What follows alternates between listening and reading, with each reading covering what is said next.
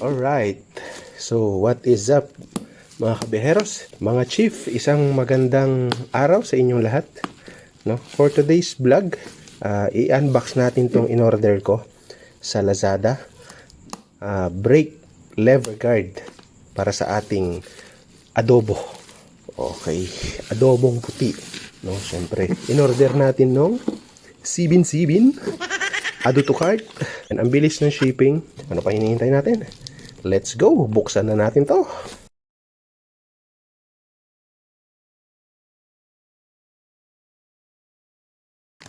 Well sealed. May bubble wrap din. Ayan. Handguard. Or yung brake lever guard para sa ating adobong puti.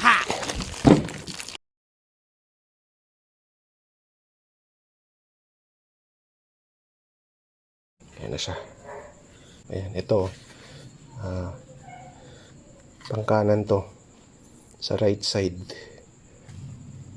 Ito naman yung pang left side.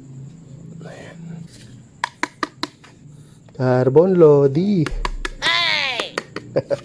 Hindi siya carbon. Plastic siya. Then,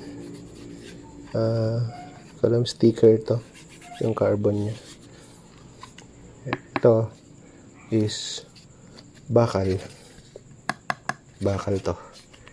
Bakal Lodi. Okay, so yun lang yung laman. Ito yung kanan, ito yung kaliwa, at ito yung mga tornilyo nya. Okay, tara. Samahan nyo kong ilagay ito dun sa manibela ni adobo.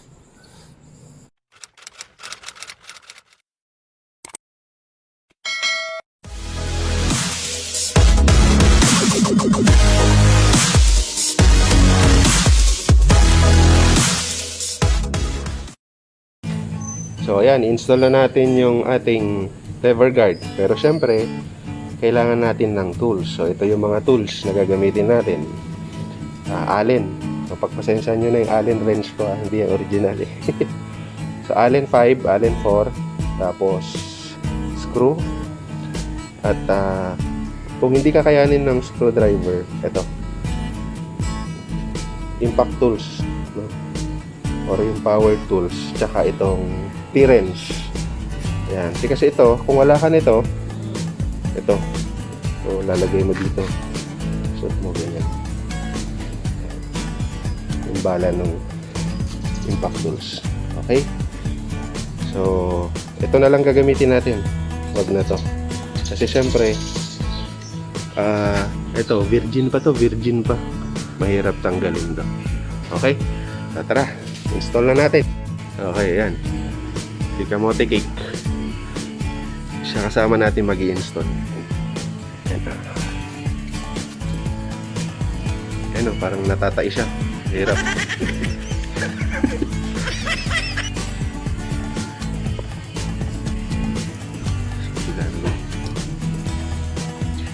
Oh, diba?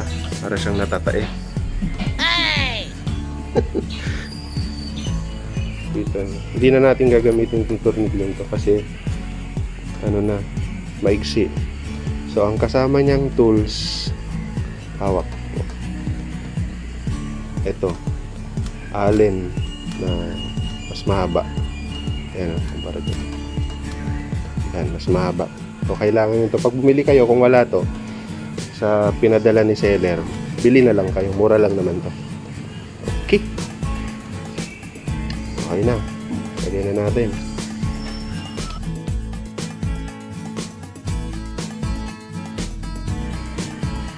Ayan yung bracket. Kailangan mo ng washer. Adjust lang yan.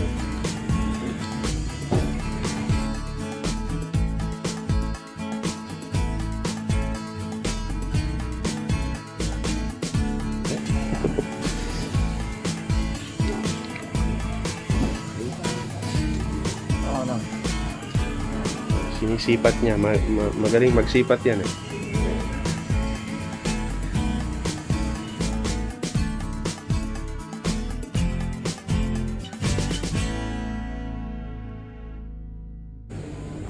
Siyempre, kailangan mahigpit yan. Yan, oh. Diba? Mahigpit yung pagkakayakap ng bracket dito sa handlebar. Parang yung jowa mo. Kailangan mahigpit yung pagkakayakap mo. Sabi ko sa akin. Naunahan ko si Kamote. Alright. Alright. That's it. Okay.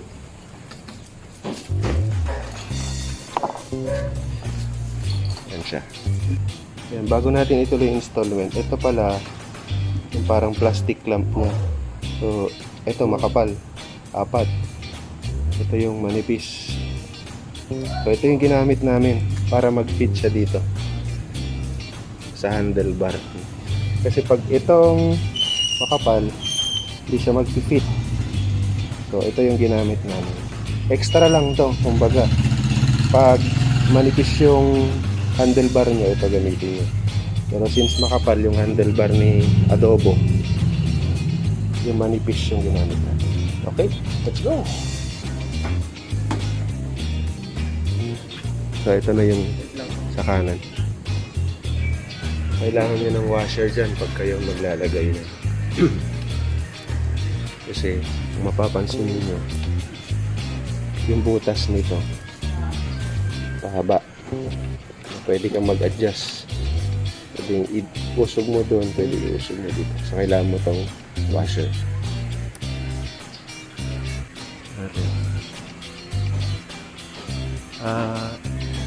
Okay na. Ay, baba mo konti. Konting-konti lang. Up, yeah. Okay na. Okay na. Carbon Lodi. Plastic, Lodi. Plastic Lodi. Ito plastic. Pero makapal. Tapos to. Itong stem niya. Bakal. Tapos itong clamp. Alloy. Pogi Lodi. Right. Okay, Lodi. Ayan na siya. Sinisipat na ni Kamote.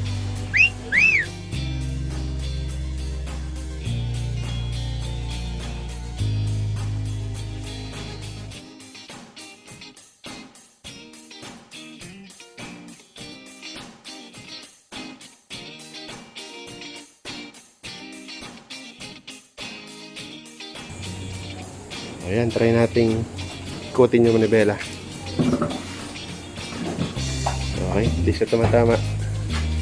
Ayan, malaki yung clearance. Sa kabila naman.